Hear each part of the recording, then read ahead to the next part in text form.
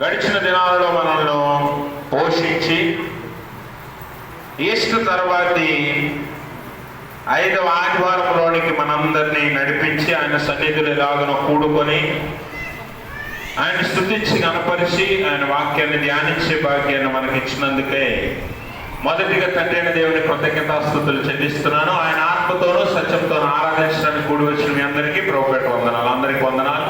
దేవుడు మిమ్మల్ని మీ కుటుంబాలను మెండుగా దీవించును గాక. ఆమేన్. ఈస్టర్ తర్వాత 5వ ఆదివారం కొరకు ఏర్పాటు చేయబడిన లేఖన భాగాలను మనందరము చదువుగా విన్నాం. ఈ లేఖన భాగాల నుంచి ఏర్పాటు చేయబడిన లేఖన భాగాల నుంచి కొన్ని ప్రాముఖ్యమైన విషయాలను ఈరోజు మనం ధ్యానం చేద్దాం. మనిషి బ్రతికిన కాలంలో పుట్టిన మొదలుకొని చనిపోయే వరకు ప్రతిరోజు లేదంటే ప్రతి సందర్భంలోనూ కొత్త కొత్త విషయాలను నేర్చుకుంటూ ఉంటాడు. తెలియని విషయాలను తెలుసుకుంటూ ఉంటాడు. అలా తెలియని విషయాలు తెలుసుకునే క్రమంలో కొన్ని మనకు ఉపయోగపడతాయి, కొన్ని మనకు ఉపయోగపడవు. కొన్ని మనకు మేలు కలిగిస్తాయి, కొన్ని మనకి కీడు కలిగిస్తాయి. అయితే అన్ని విషయాలు మనం తెలుసుకోలేం కానీ కొన్ని ప్రాముఖ్యమైన విషయాలను అయితే మనం తెలుసుకోవాలి.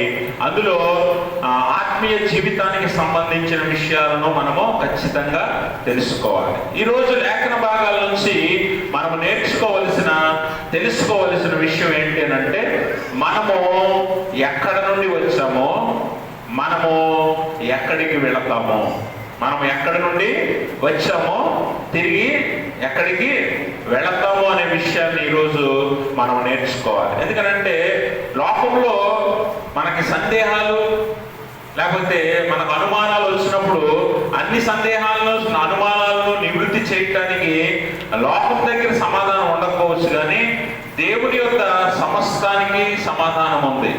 దేవుడు అన్ని విషయాలకు సమాధానం చెప్పగలడు. ఇప్పుడు లోకంలోనికి వెళ్ళి మరణం తర్వాత ఏమవుతుంది అని నువ్వు అడిగితే లోకంలో 100 రకాల ఆలోచనలు నీకు చెప్తారు. అదేది ఖచ్చితమని నువ్వు చెప్పలేవు, వారు కూడా చెప్పలేరు. ఇలా అవ్వచ్చేమో, ఇలా జరగచ్చేమో అని ఊహాగానాలు లేదా ఊహకు వారికి వచ్చిన మాటలు తెలియజేస్తారు. అయితే బైబిల్లో లేదా దేవుని పరిశుద్ధ గ్రంథములో ప్రతి దానికి సమాధానము దొరుకుతుంది. ప్రత్యేకంగా మరణము తర్వాత ఏమవుతుందన్నది మానవుడు ఎవరికీ తెలియదు కనుక పరిశుద్ధ లేఖనాలను చూస్తే మానవుడు మరణము తర్వాత ఏమవుతాడో, ఎక్కడికి వెళతాడో, వెళ్ళవలసి ఉన్నదో అన్నీ కూడా మరి పరిశుద్ధ గ్రంథములో దేవుని వాక్యములో పొందుపరచబడ్డాయి. అయితే విషయం ఏంటంటే, మనం ఈరోజు తెలుసుకోవాల్సిన విషయం ఏంటంటే, మనము దేవుని యొద్ద నుండి వచ్చామో మరణము తర్వాత, అనగా దేవుడు మనకిచ్చిన ఈ దినములు పూర్తయిపోయిన తర్వాత తిరిగి మరలా దేవుని యొద్దకే వెళ్ళవలసి ఉన్నది. మోషే భక్తుడు 90వ సంకీర్తన అంటాడు కదా, దేవా ప్రభువా తరములకు నీవే మాకు నివాస స్థలము, అనగా ఎప్పుడు ఎల్లప్పుడూ నీవే మాకు నివాస స్థలము. ఆ నివాస స్థలానికి మేము చేరవలసి ఉన్నది. అంటే పర్మనెంట్ హౌస్, శాశ్వతమైన నివాసము దేవుడై ఉన్నాడు. అంటే మనం గమనించవలసిన విషయం ఏంటంటే, ఈ భూమి మీద మనము, పేతురు భక్తుడు అంటాడు కదా, ఈ భూమి మీద మనము యాత్రికులము పరదేశులమై ఉన్నాము కనుక మనము ఈ యాత్రలో కొంతకాలమే ఇక్కడ ప్రయాణం చేసి యాత్ర చేసి తిరిగి మళ్ళా మనం వెళ్ళవలసింది. అయితే ఎక్కడికి వెళ్తాము? హెబ్రీ పత్రిక 11వ అధ్యాయము 15వ వచనం అంటాడు, వారు ఏ దేశము నుండి వచ్చారో ఆ దేశమును జ్ఞాపకమందు ఉంచుకున్న ఎడల మరలా వెళ్ళుటకు వీలు కలుగుతుంది. ఈరోజు ఇక్కడ ఉన్న వారందరూ మీ ఊరు బొమ్మడే కదా, అంటే ప్రస్తుతానికి మాది కూడా బొమ్మడే అనుకోండి. అయితే ఈ బొమ్మడి నుంచి మీరు అనేక సార్లు అనేక ఊర్లు వెళ్తూ ఉంటారు. వెళ్తారా? అందరూ వెళ్ళి ఉంటారు కదా, చాలా ఊర్లు వెళ్ళి ఉంటారు. కార్యక్రమాలకో, పెళ్ళిళ్ళకో, పుట్టినరోజులకో, బంధువుల ఇంటికో, ఏదో ఒక పని మీద అనేక ఊర్లు వెళ్తూ ఉంటారు. అయితే ఇక్కడి నుంచి మీరు ఆ ఊరు బయలుదేరి వెళ్ళిన తర్వాత, మీ పని పూర్తయిపోయిన తర్వాత మీ ఊరు మీకు తెలియలేదనుకోండి, మీ ఊరు మీకు జ్ఞాపకం రాలేదనుకోండి, మీ ఊరే ఊరు మీరు మర్చిపోయారు అనుకోండి, మీ ఇల్లు ఎక్కడో మీరు మర్చిపోయారు అనుకోండి, తిరిగి మరలా వెళ్ళటానికి అవకాశం ఉంటుందా? ఉంటుందా? అలాగే దేవుని వాక్యం అంటుంది, మీరెవరో, మీరు ఎక్కడి నుండి వచ్చిన వారో, మరలా తిరిగి ఎక్కడికి వెళ్ళవలసిన వారో మీరు జ్ఞాపకం ఉంచుకోవాలి. Remember your self. మిమ్మల్ని మీరు జ్ఞాపకం చేసుకోండి. మీరు ఎట్టివారో, ఎక్కడి నుండి వచ్చారో, ఎక్కడికి వెళ్ళవలసిన వారో మీరు తెలుసుకోవాలి. ఒకవేళ అది నీకు జ్ఞాపకం లేదనుకోండి, నువ్వు తిరిగి వెళ్ళటానికి అనుకూలం ఉండదు, తిరిగి వెళ్ళటానికి అవకాశం ఉండదు. అలా లేనప్పుడు నువ్వు దేవుని మార్గం నుండి తప్పిపోతావు, తొలగిపోతావు అని హెబ్రీ గ్రంథకర్త తెలియజేస్తున్నాడు. అందుకే వారు ఏ దేశం నుండి వచ్చారో కింద వచనాలు మీరు ఇంటికి వెళ్ళి చదివితే, వారు ఒక శ్రేష్టమైన దేశాన్ని వెతుకుతున్నారు. అది పరలోక దేశము, పరలోక పట్టణము. కాబట్టి ఈరోజు మీరు జ్ఞాపకం చేసుకోవాల్సింది ఏంటంటే, పరలోకం వెళ్ళాలంటే నువ్వెవరో తెలుసుకోవాలి, ఎక్కడి నుండి వచ్చావో తెలుసుకోవాలి, ఈ లోకంలో నీ జీవితం అయిపోయిన తర్వాత ఎక్కడికి వెళతావో తెలుసుకోవాలి. కాబట్టి ఈరోజు లేఖనాలు మనకి ఏం చెప్తున్నాయి? భూమి మీద మనము ఏమై ఉన్నాం? వాస్తవానికి దేవుడు మనల్ని సృష్టించాడు. ఇందాక ఆరాధనకి ముందు ఒక పాట పాడుకున్నాం కదా, ఏ పాట అది? ఏ పాట? అన్ని కాలంలో, అందులో 2వ చరణంలో చక్కని మాటలు ఉంటాయి. పుట్టింప నీవంచు, పోషింప నీవంచు, గిట్టింప నీవంచు. అనగా పుట్టించేవాడు ఆయనే, పోషించేవాడు ఆయనే, అలాగే తిరిగి రమ్మని పిలిచేవాడు ఆయనే. అంటే ఆయన, అందుకనే మోషే అంటాడు, తరములకు నీవే మాకు నివాస స్థలము, నీవే ఆధారము, నీలో నుండి మేము వచ్చాం, నీలోనే జీవిస్తున్నాం, తిరిగి మరలా నీలోనే మేము ఐక్యమవుతాం.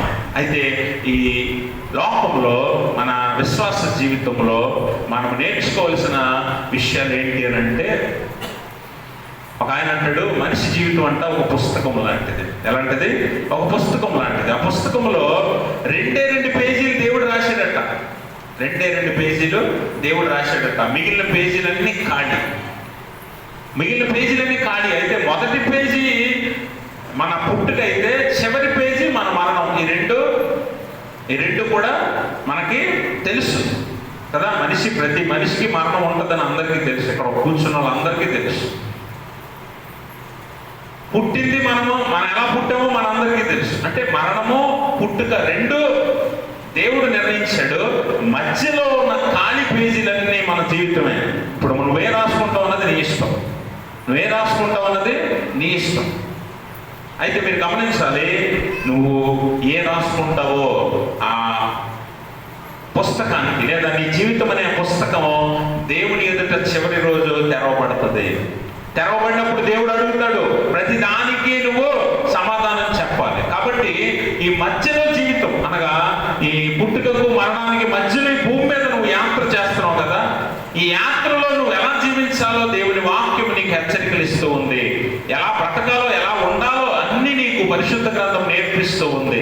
ఒకవేళ అది నువ్వు చేయకపోతే నీ జీవితం అనేది ఒక దినము ప్రశ్నార్థకంగా మిగిలిపోతుంది. దేవుడు ఒక దినముని దేవుడి ఎదుట నువ్వు నిలవబడినప్పుడు నువ్వు సమాధానం చెప్పలేని స్థితిలో ఉంటావు. కాబట్టి గమనించండి, ఈరోజు చదువుకున్న లేఖన భాగంలో దేవుడు అంటున్నాడు, దేవుని వాక్యం అంటుంది, మనం ఎలాగా బ్రతకాలి, ఎలాగ ఉండాలి.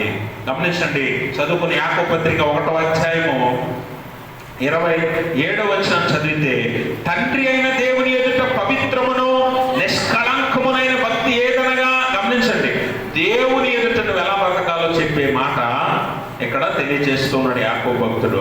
తండ్రి అయిన దేవుని ఎదుట పవిత్రమును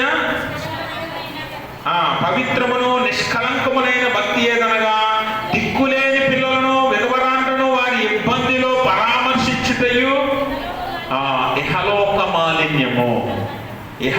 మాలిన్యము నీకు అంటకుండా తన్ను తాను కాపాడుకొనుటయే. ఇది దేవుడికి కావలసిన భక్తి. ఈ భక్తి నువ్వు అలవర్చుకున్నప్పుడట దేవుడు నిన్ను అంగీకరిస్తాడు. పరలోకం వెళ్ళాలంటే మనం నేర్చుకోవాల్సింది ఏంటంటే పరిశుద్ధమైన భక్తి చేయటం మనం నేర్చుకోవాలి. అందుకే ఇహలోక మాలిన్యము నీకు అంటకుండా తన్ను తాను కాపాడుకొనుటయే దేవుని ఎదుట పరిశుద్ధమైన భక్తి. ఈరోజు చాలా మంది భక్తి చేస్తారు, చాలా మంది భక్తి నటిస్తారు, చాలా మంది భక్తి ప్రదర్శిస్తారు. ఇవన్నీ కూడా దేవుని ఎదుట ఎలా ఉండాలట? దేవుని ఎదుట ఒకవేళ మన భక్తి సరిగ్గా లేకపోతే దేవుడు మనల్ని అంగీకరించకపోవచ్చు. అందుకనే దేవుడు అంటాడు, మన ఆత్మీయ జీవితాలు అంటే ఈ భూమి మీద చేసే యాత్రలో, ఈ ప్రయాణంలో నిన్ను నువ్వేం చేసుకోవాలంటే లోక మాలిన్యము నీకు అంటకుండునట్లు. లోకమాలిన్యం అంటే లోకమంతా నిండింది ఏంటని మనకు తెలుసు.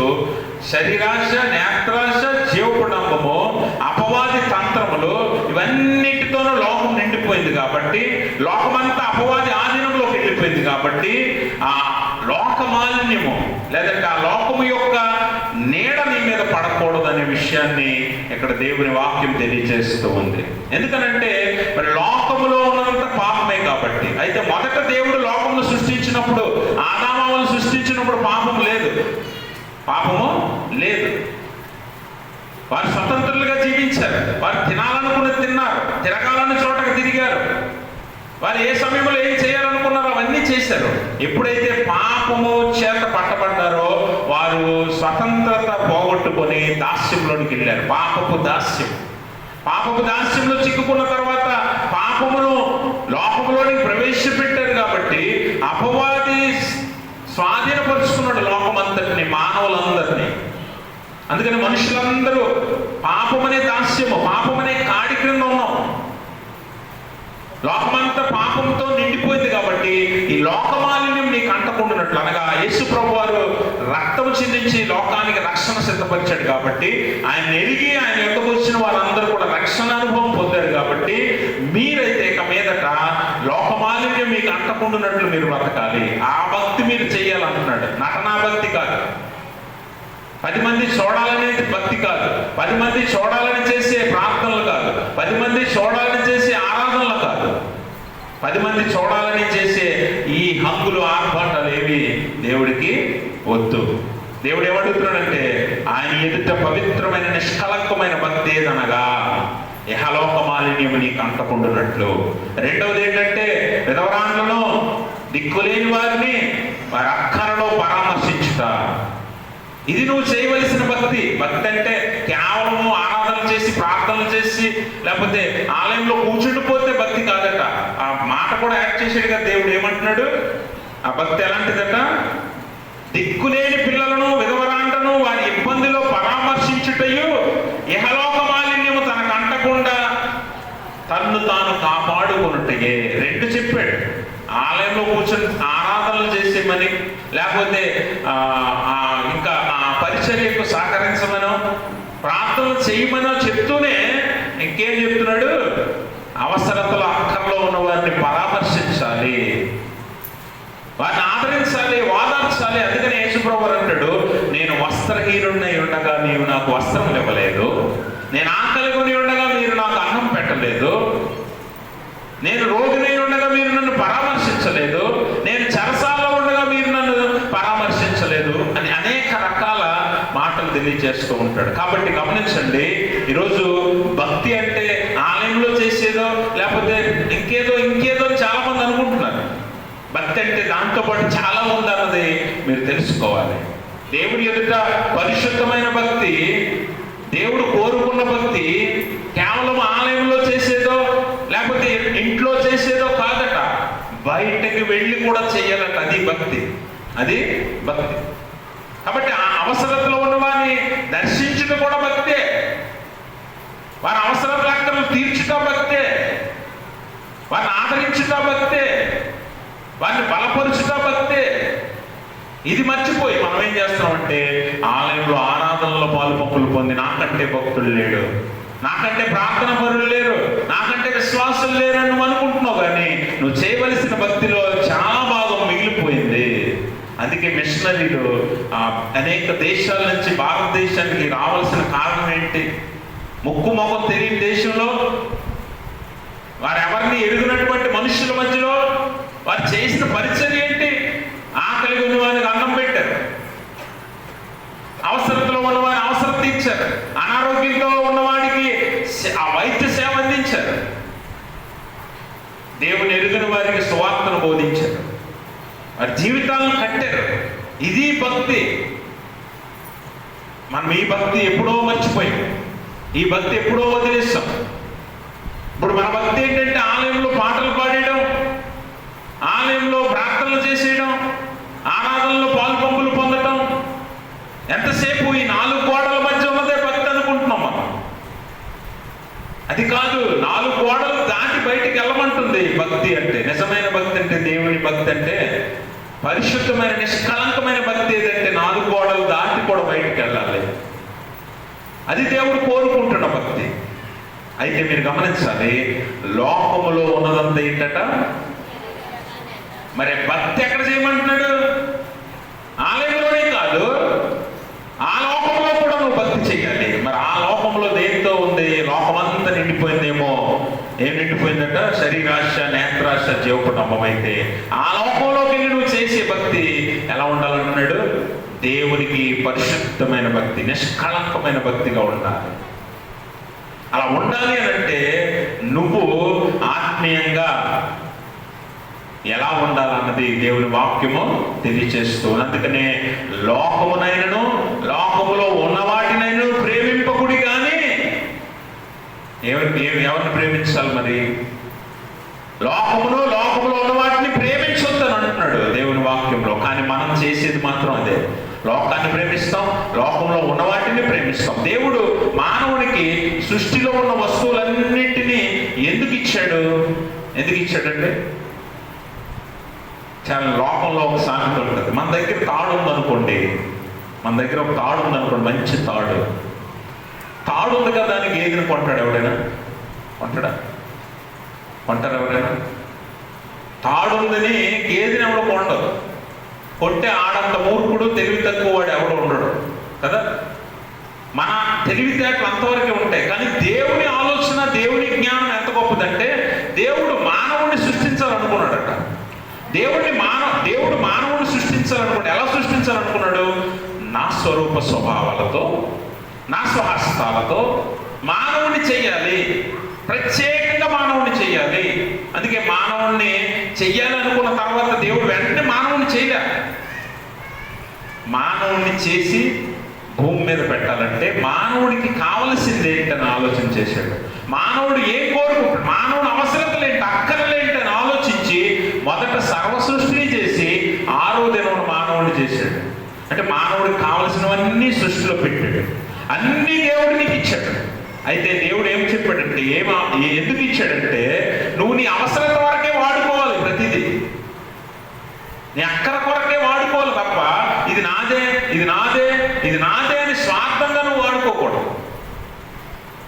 నీ అవసరత ఎంతో అంతవరకే నువ్వు వాడుకొని తర్వాత వారికి విడిచిపెట్టేయాలి. ఇది దేవుడు నీకు ఇచ్చిన, సృష్టిని నీకు ఇచ్చిన కారణం. కానీ మనం ఏం చేస్తామంటే, ఇది నాదే, అది నాదే, ఇదంతా నాదే అని స్వార్థంతో మానవుడు మారిపోయాడు. ఎందుకు? పాపం వచ్చేసింది కదా లోకంలోకి.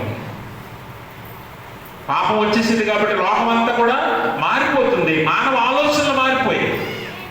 దేవుడు అంటున్నాడు, నువ్వు ఎలా బతకాలంటే లోకములో ఉన్నదాన్ని ప్రేమించకుండా నీ అవసరత వరకు ఉపయోగించుకొని బ్రతకాలి. అంతేకాని ఆకలికి మించి అన్నం తింటాడు ఎవడైనా? అది ఒక్కటే నువ్వు చెయ్యి, ఎక్కువ తీసుకో. మిగిలినవన్నీ ఎంత ఇచ్చినా ఆగదు నీకు కదా, ఎంత ఇచ్చినా చాలదు నీకు. ఎంత తీసుకున్నా తరగదు, కావాలి అని అనిపిస్తుంటది. అన్నం ఒక్కటే కడుపు నిండా తిని వదిలేస్తావు. అలాగే మిగిలినవి కూడా నీ అవసరత వరకే తీసుకొని నువ్వు జీవించాలని దేవుడు సృష్టినిస్తే, సృష్టి అంతటిని మనం పాడు చేసాం. ఎందుకంటే స్వార్థం, పాపం వచ్చేసింది కదా. పాపం వల్ల ఆశ, దురాశ, తర్వాత పాపము, తర్వాత మరణము, ఇవన్నీ మనం అలవాటు చేసుకున్నాం. అందుకనే దేవుని వాక్యం అంటుంది, లోకంలో ఉన్న వాటిని మీరు ప్రేమించకుండా మీరు ఎలా బ్రతకాలి అని అంటే మొదటి యోహాను 5వ అధ్యాయము 19వ వచనం చదువుతాం. మనము దేవుని సంబంధులమనియు లోకమంతయు దుష్టుని యందు ఉన్నదనియు ఎరుగులు. గమనించారా? మనం ఎవరి సంబంధాలుగా జీవించాలట? దేవుని సంబంధులు. లోకమంతా ఇప్పుడు ఎవరి ఆధీనంలో ఉందట? దుష్టుని సంబంధంలో, దుష్టుని ఆధీనంలో ఉంది కనుక ఈ లోకం యొక్క ప్రభావం కానీ దుష్టుని ప్రభావం కానీ నీ మీద పడకుండానట్లు నువ్వు జీవించాలి. అందుకని జాగ్రత్తగా చూసుకోవాలి. జాగ్రత్తగా చూసుకోకపోతే ఈ ప్రమాదంలో, పాపంలో పడిపోయే ప్రమాదం ఉంది. కాబట్టి నువ్వు నీ భక్తిని కాపాడుకోవాలి. ఈ భక్తి అంటే ఏంటంటే ఆలయంలోనో ఇంట్లోనో చేసేది కాదు, బయట చేసేది, బయటికి వెళ్ళి చేసేది. అలాగని ఇంట్లో ఆలయంలో చేయొద్దని కాదు, ఇక్కడ చేస్తూనే బయట కూడా నువ్వు చెయ్యాలి. అది దేవుని ఎదుట పరిశుద్ధమైన నిష్కళంకమైన భక్తి. మనం రెండో విషయాన్ని పూర్తిగా వదిలేస్తున్నాం. యేసుప్రభు లోకంలో వచ్చింది దేనికి? ఇంట్లో ప్రార్థన చేసుకోవడానిక? ఆలయంలో లేఖనాలు చదవటానిక? కాదు. ఆయన వచ్చిందే లోకంలో పరిచయం చేయటానికి. లోకము పాపంతో నిండిపోయిందని తెలిసినా కూడా యేసుప్రభు లోకంలోనే పరిచయం చేశాడు. యహలోక మాలిన్యం తనకు అంటకుండునట్లు ఆయన జాగ్రత్త పడ్డాడు. ఈరోజు భక్తి అనగానే మనకి ఇల్లు, ఆలయంలో గుర్తొస్తుంది తప్ప లోకం గుర్తు రావట్లేదు. బయటికి వెళ్ళాలని తెలియట్లేదు. నా ఇంట్లో నేను చేసుకుంటున్నాను, నా ఆలయంలో మేము చేసుకుంటున్నాం, చాలు ఇంకా ఇదే భక్తి అనుకుంటున్నారు. బయట విధవరాండ్రలను, దిక్కులేని వారిని వారి అక్కరలో పరామర్శించుట, బాధలో ఉన్న వారిని ఆదరించుట, ఆకలిగా ఉన్న వారికి ఆహారం ఇచ్చుట, వస్త్రహీనత కలిగిన వారికి వస్త్రములు ఇచ్చుట, ఇది కూడా భక్తే. ఇదే ప్రాథమిక భక్తి. ఇది దేవుడు కావాలని అడుగుతున్నాడు. అందుకని ఆయన 3.5 సంవత్సరాల జీవితకాల పరిచర్యలో మనం చూస్తే, ఆ 3.5 సంవత్సరాల పరిచర్యలో ఆయన ఇంట్లో కంటే బయట ఎక్కువ ఉన్నాడు. ఇంట్లో కంటే బయట ఎక్కువ ఉన్నాడు. బయట పరిచయం చేశాడు. అనేక మందిని ఆయన తన తట్టు తిప్పాడు. వారి వారి అవసరతలు తీర్చాడు. 5,000 మందికి ఆహారం పెట్టాడు. ఆహారం, ఆకలి ఉన్న వారికి ఆహారం ఇచ్చుట, అనారోగ్యంతో ఉన్నవారికి స్వస్థతనిచ్చాడు, బలపరిచాడు, ధైర్యపరిచాడు, విశ్వాసంలో నడిపించాడు. ఇలా ఆయన పరిచర్య అంతా కూడా, ఆయన భక్తి, ఆయన విశ్వాసము మనకు మాదిరిగా ఉంచిపోయాడు కనుక ఆ మాదిరి అయిన భక్తిని మనం వెంబడించాలి. ఆలయము, ఇంట్లో చేసే భక్తితో పాటు లోకంలో కూడా చేయవలసిన భక్తి ఉంది, దాన్ని మర్చిపోకూడదు. అలాగే లోకములో ఉన్నదేది నీకు అంటకుండా జాగ్రత్త పడాలి. లోకంలో ఉన్న వాటిని కానీ లోకమును కానీ ప్రేమించకూడదు అని దేవుని వాక్యము తెలియజేస్తుంది. తీతు పత్రిక 2వ అధ్యాయం 12వ వచనం ఒకసారి చదువుదాం. తీతు పత్రిక 2వ అధ్యాయం 12వ వచనం అంటున్నాడు, మీరు అమ్మా మనము భక్తిహీనతను, ఇహలోక సంబంధమైన దురాశలను విసర్జించి ఈ లోకములో స్వస్థ శుభప్రదమైన నిరీక్షణ నిమిత్తము అనగా మహాదేవుడును మన రక్షకుడునైన యేసుక్రీస్తు మహిమ యొక్క ప్రత్యక్షత కొరకు ఎదురు చూచుచు ఈ లోకములో స్వస్థ బుద్ధితోను, నీతితోను, భక్తితోను బ్రతుకుచుండవలెనని మనకు బోధించుతుంది. గమనించండి, ఈ లోకంలో ఎలా బ్రతకాలట?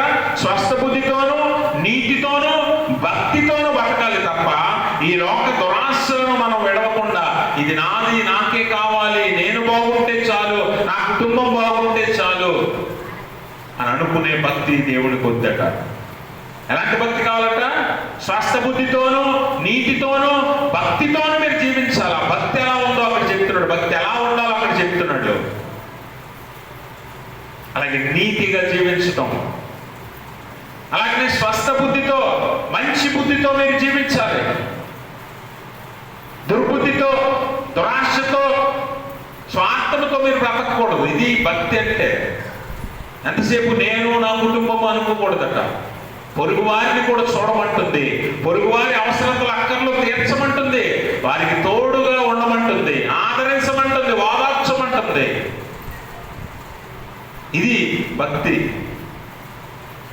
కాబట్టి గమనించండి, మనము స్వస్థ బుద్ధితోనూ నీతితోనూ అలాగే భక్తితోనూ ఈ లోకంలో మనం జీవించాలి. అంటే ఏది మనకు అంటకూడదు. తామర పువ్వు బురదలో ఉన్నప్పటికీ బురద ఎలాగైతే తనకు అంటుకోదో, అలాగే విశ్వాసంగా మనము దేవుని బిడ్డలుగా మనము లోకమనే ఈ లోకంలో ఉన్నాం కాబట్టి, లోకమంతా దేనితో నిండిపోయింది? శరీరాశ, నేత్రాశ, జీవపడమంతో నిండిపోయింది కాబట్టి, పాపంతో నిండిపోయింది కాబట్టి, ఈ పాపం అనే ఆ లోకంలో ఉన్నప్పటికీ పాపము మనకు అంటకుండానట్లు జాగ్రత్త పడడమే నిజమైన భక్తి. అలా అంటకుండా జాగ్రత్త పడుతూ ఆ లోకానికి మన భక్తిని చూపించాలి. ఆ లోకంలో ఉన్న వారిని మనము దేవుని తట్టు తిప్పాలి. అందుకే కొందరిని అగ్నిలో నుండి బయటికి లాగినట్టు లాగమంటుంది, కొందరిని ఆదరించమంటుంది, ఓదార్చమంటుంది, బలపరచమంటుంది, దేవుని తట్టు తిప్పమంటుంది. అది దేవుడు కోరుకుంటున్న భక్తి. అది దేవుడు మన నుండి ఆశపడుతున్నాడు. కనుక గమనించండి ప్రభునందు ప్రియమైన స్నేహితులారా, మనము మన జీవితంలో మానవులముగా ఈ లోకంలోనికి దేవుని వల్లనే వచ్చాం.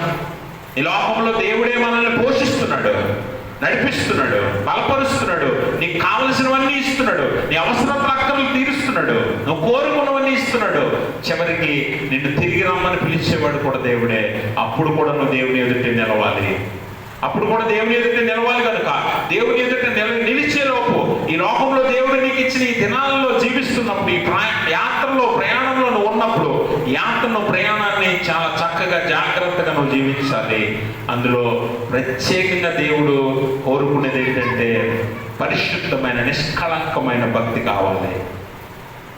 ఆ భక్తి ఆయన ఎదుట నువ్వు కనపరచాలి. ఈ లోకంలో అలాగ నువ్వు జీవించాలి. నీతితోనూ స్వస్థ బుద్ధితోనూ అలాగే భక్తితోనూ నువ్వు బ్రతకాలి. ఆ క్రమంలో ఎంతో మందిని నువ్వు దేవుని తట్టు తిప్పాలి. అది కోరుకుంటున్నాడు.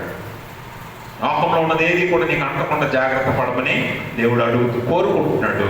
అదే దేవుని ఎదుట నిన్ను నిలబడుతుంది, ఇంకేది కాదు. కాబట్టి పరలోకంలో నువ్వు ఉండాలి అని అంటే, పరలోక భాగ్యాన్ని పొందాలి అని అంటే నువ్వు చేయవలసింది ఆ పరిశుద్ధమైన భక్తి, యథార్థమైన భక్తి. అందుకని యాకోబు పత్రికలోనే మనం జ్ఞాపకం చేసుకుంటే మనల్ని మనమట దిద్దుకోవాలి అని దేవుని వాక్యంలో తెలియజేస్తూ ఉన్నాడు. ఈ 1వ అధ్యాయంలో మనం చూసినట్లయితే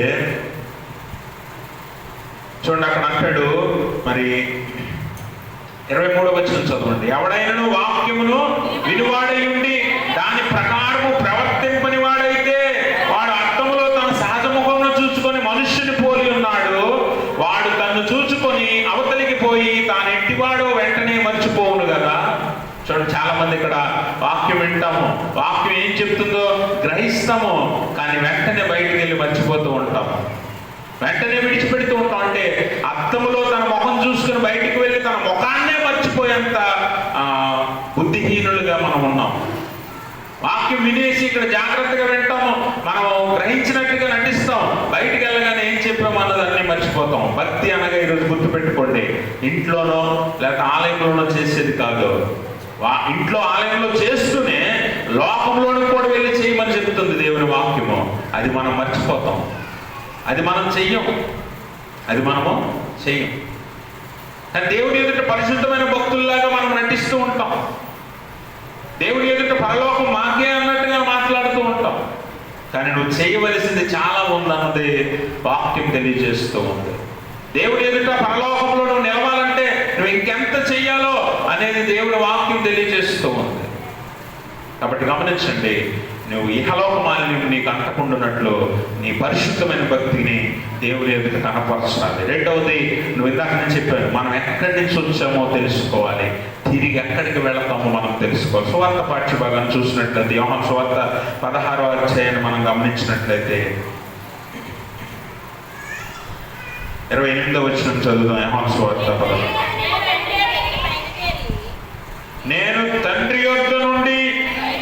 బయలుదేరి లోకమునకు వచ్చి ఉన్నాను.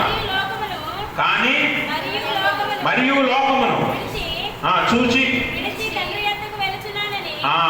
మరియు లోకమును విడిచి తండ్రి వద్దకు వెళుచున్నానని మీతో నిశ్చయముగా చెప్పుచున్నాను. అంటే దేవుడు యేసు ప్రభువారు ఈరోజు మనందరికీ భూమి మీదకు మానవుడిగా వచ్చి జీవించి మనకు ఒక విషయాన్ని నేర్పించాడు. అదేంటంటే క్రీస్తు మాదిరిని పోలి మనం నడుచుకోవాలి.